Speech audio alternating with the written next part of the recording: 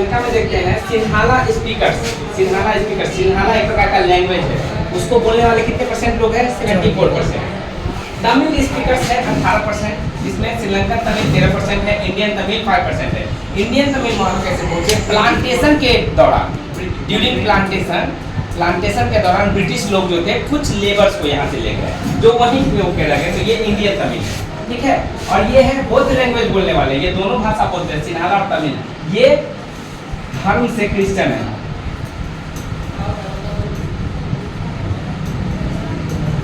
ये लोग धर्म से हिंदू और मुस्लिम दोनों हैं। कुछ लोग हिंदू है, कुछ लोग मुस्लिम है, और ये लोग धर्म से बुद्ध धर्म को मानते हैं, ठीक है। ये था इतनी कंपोजिशन। अब क्या होता है? ये 74% है। ये श्रीलंका जो है 1948 में आजाद होता है। हरियाणा से इसको कंपेयर किया गया है। हरियाणा जो हमारे यहाँ का राज्य है उससे लगभग छोटा, ये आइलैंड नेशन है, चारों ओर पानी से घिरा हुआ है।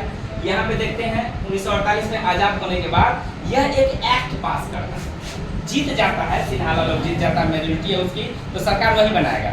यह एक एक्ट पास करता है, एक्ट का नाम होता है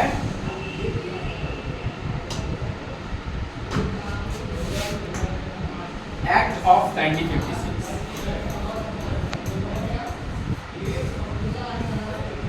ये एक एक्ट पास करता है 1956, एक्ट के नाम से जाना जाता है। सिन्हाला लोग मेजोरिटी में थे, तो मेजोरिटी के आधार पे सरकार बनाए, इसी को मेजोरिटेरियनिज्म कहा जाता है। संख्या में जो ज्यादा हो वो लोग सरकार बनाते हैं। यहाँ पे नॉर्मल सी बात है, 74% है, तो यही लोग सरकार बनाते हैं। सरकार बनाते हैं और अपना डोमिनेंस स्थापित करने के लिए एक एक्ट पास करते हैं। और सिन्हाला यानी उनका जो लैंग्वेज था, लैंग्वेज क्या था उनका? सिन्हाला। इसको ये लोग क्या करते हैं? ऑफिशियल लैंग्वेज बना देते हैं, याद रखना है, ऑफिशियल लैंग्वेज बना देते हैं। फिर यूनिवर्सिटी और जॉब पोजीशन में क्या करते हैं? प्रेफरेंस देते हैं, इन लोगों को प्रेफरेंस देते हैं अपने लोगों को, ठीक है। उसके बाद हम लोग क्या देखते हैं? अपना जो इनका धर्म होता है, कौन? बुद्धिज्म, इसको प्रोटेक्ट और फोस्टर करते हैं, यानी प्रचारित और प्रसारित करेंगे, अपने धर्म को प्रचार प्रसार करेंगे, जिससे लोग ज्यादा इनके बारे में जाने।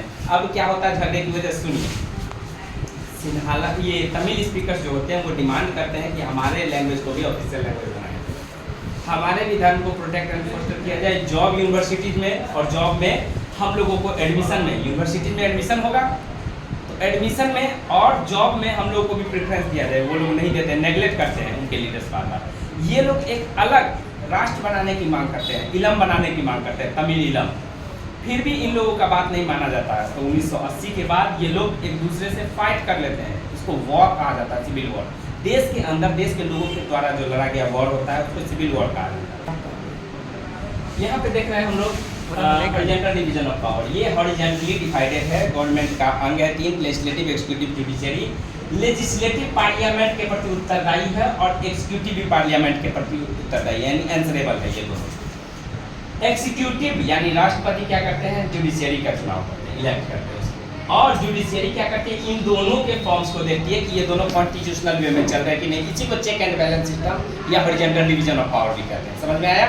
दूसरा vertical division of power, central government कुछ पावर स्टेट गवर्नमेंट को देती है, स्टेट गवर्नमेंट कुछ पावर लोकल बॉडीज को देती है। ऊपर से नीचे की ओर जो पावर आता है इसको कहते हैं वर्टिकल डिवीजन ऑफ पावर। तीसरा है sharing, power sharing with social groups. ये जो SC ST होते हैं, छोटे ग्रुप्स होते हैं, उनके साथ कुछ पावर शेयर करती है गवर्नमेंट। कैसे? रिजर्व कॉन्स्टिट्यूएंसी के थ्रू।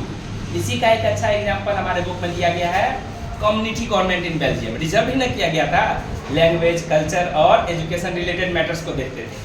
अब आगे हम लोग देखते हैं power sharing with political party and pressure group. ये कैसे होता है? पॉलिटिकल पार्टी में देखते हैं हम लोग कोएलिशन करती है, सरकार बनाने के लिए गठबंधन करती है। तो एक पार्टी दूसरे पार्टी के साथ शेयर ऑफ पावर करेगी तभी ना कोएलिशन होगा, नहीं तो क्या करेगी? सरकार गिरा देगी, साथ में बनी रहेगी नहीं।